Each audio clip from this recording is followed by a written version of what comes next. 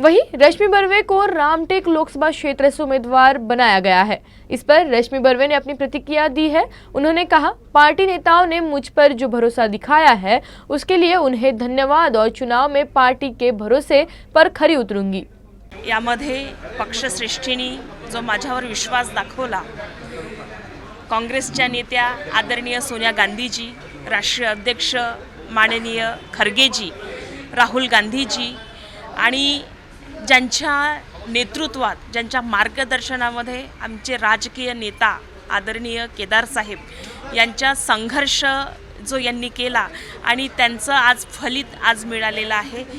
पक्षश्रेष्ठीला खूप खूप धन्यवाद देते।